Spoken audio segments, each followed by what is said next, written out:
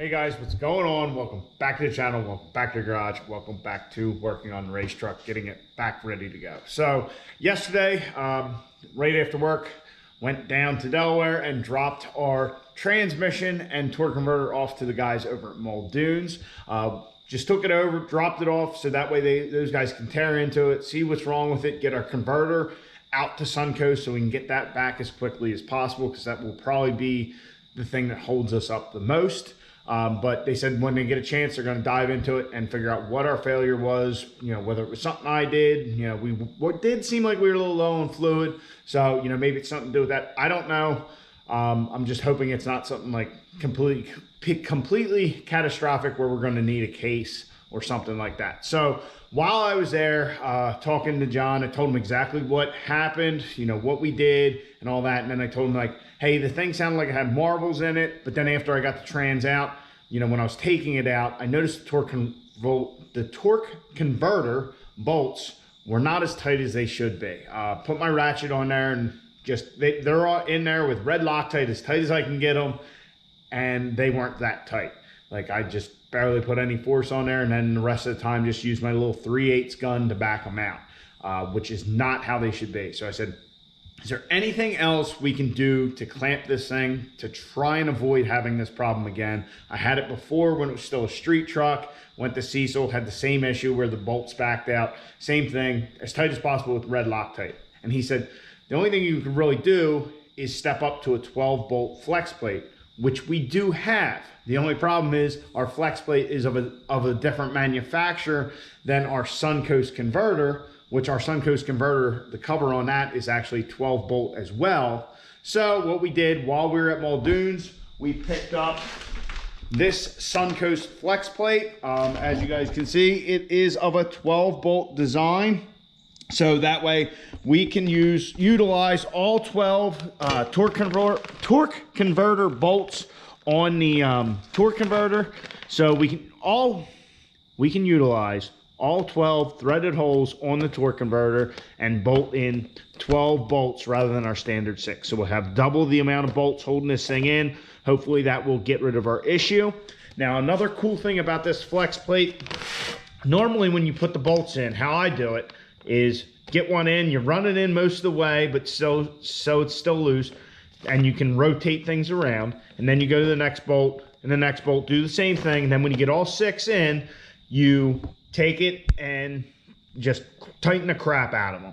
Well, with this Suncoast flex plate, we no longer have to do that, because this hole right here with the arrows is actually a much tighter tolerance than the rest of the holes. So we put this bolt in, we can crank it tight, go to the next bolt and do the same, because this bolt hole being tighter, we won't have the possibility of the issue with clearance on the rest of them. They'll go right in. So that'll make putting in the torque converter much easier.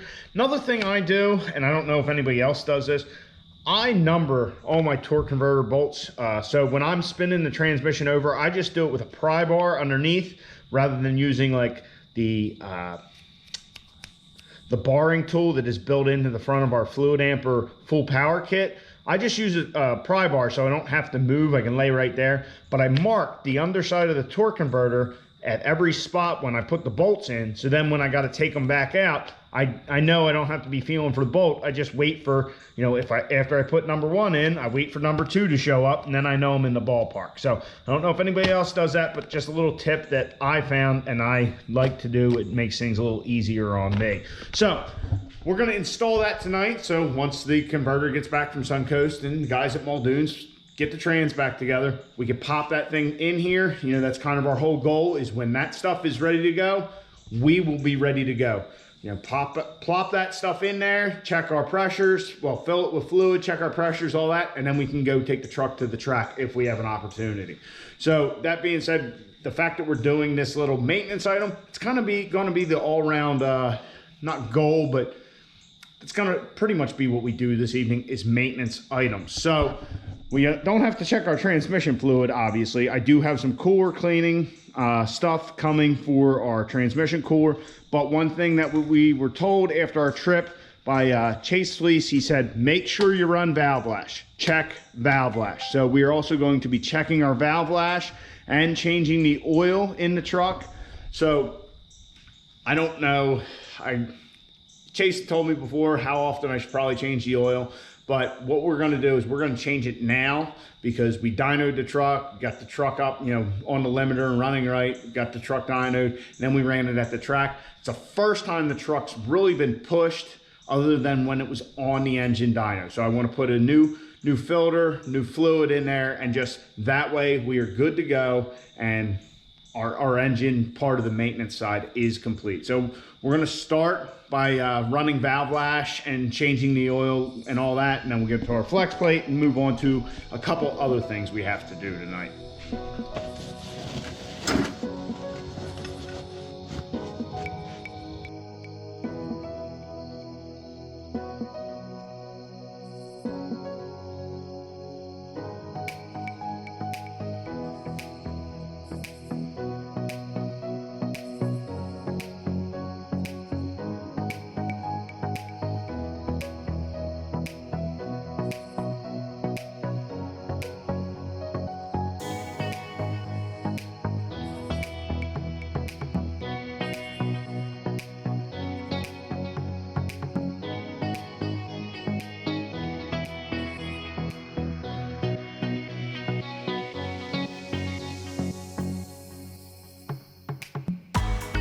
So we got our valve lash done.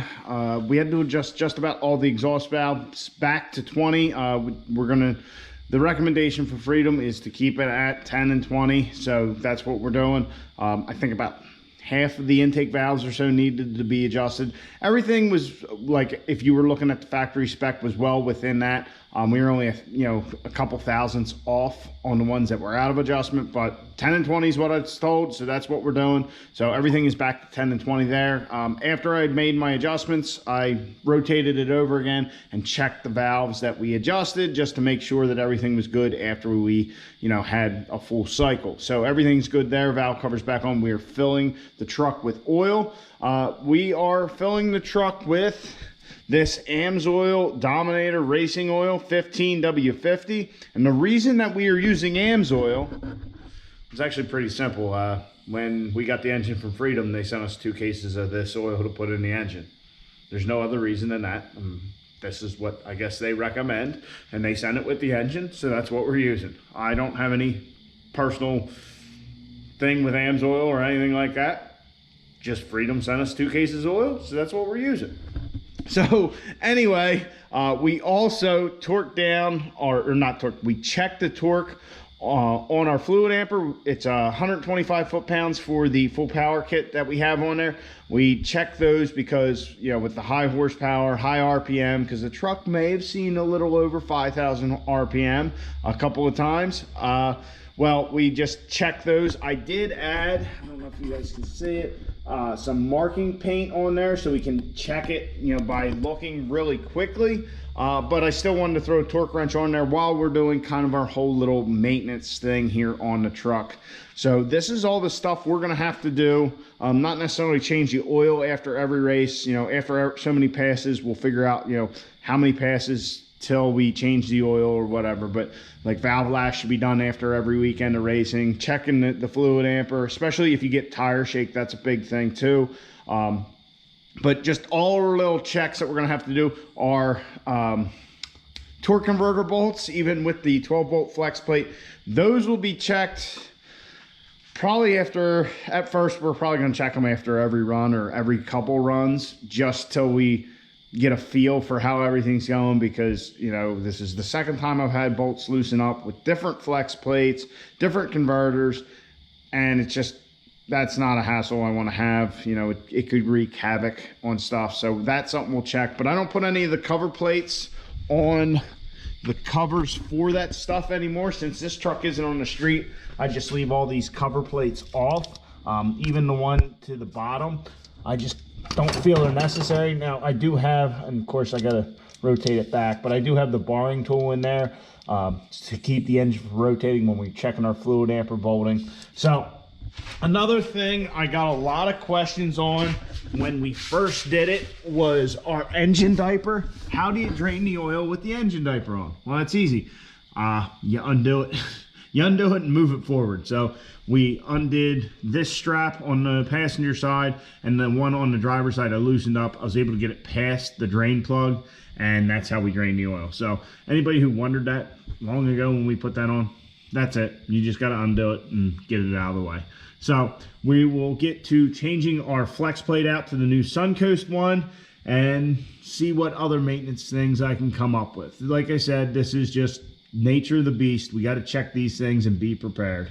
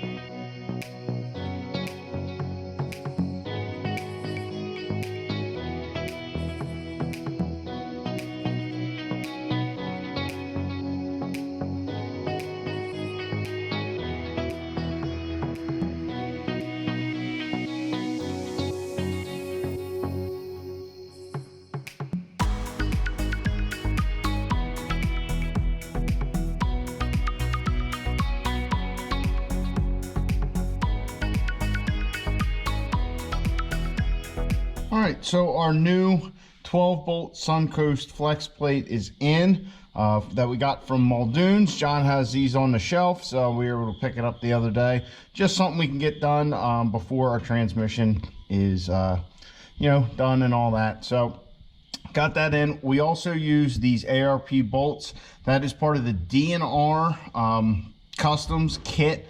They have a flex plate bolt kit, which has a tap. So what you would have seen is I had to pry this thing off because there's actually a layer RTV on the crank.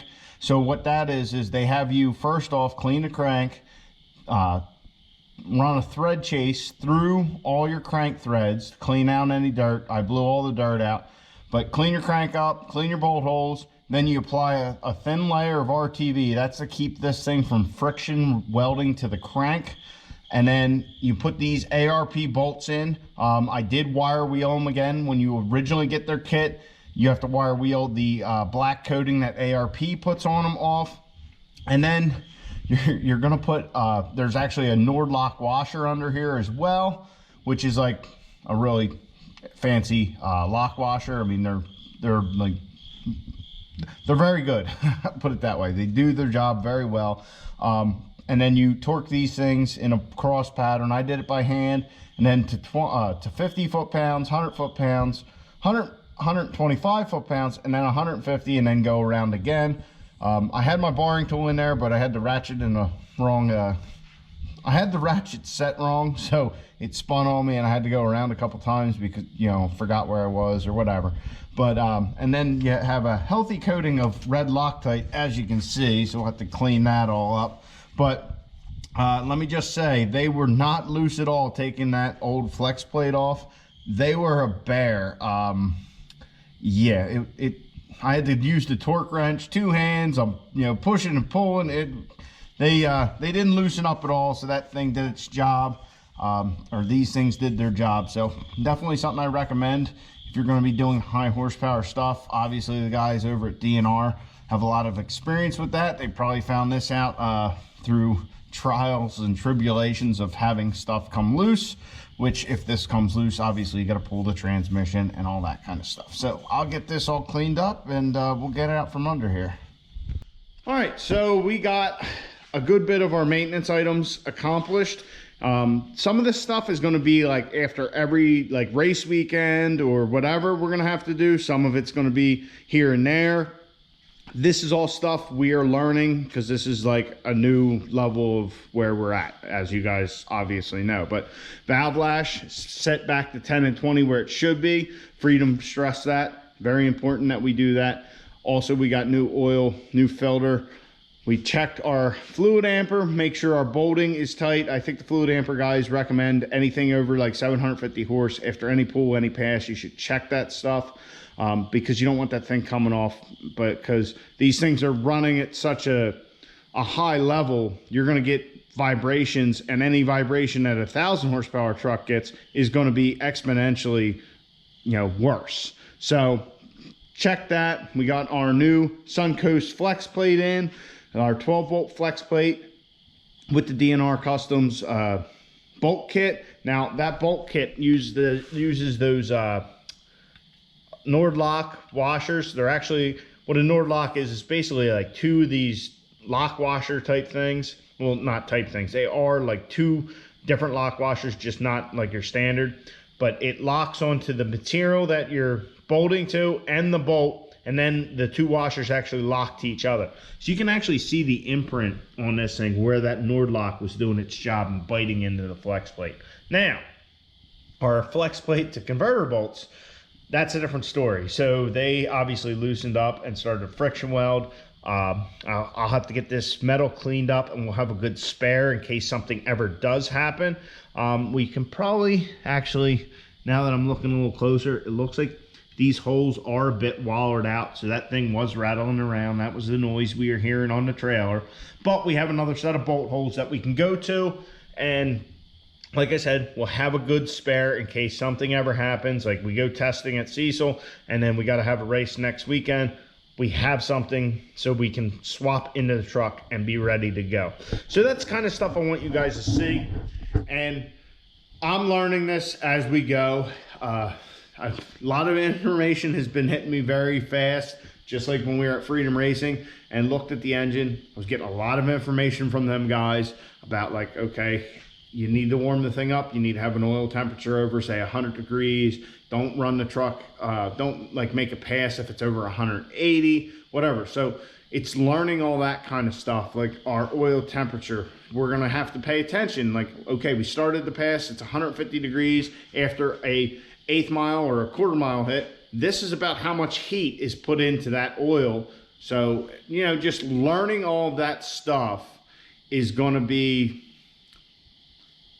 I don't want to say challenging, but it's just something we have to do, is learn it all. And I want to bring you guys along for that, because I don't think a lot of people really realize what goes into doing something like this. And quite honestly, I don't even understand 100%.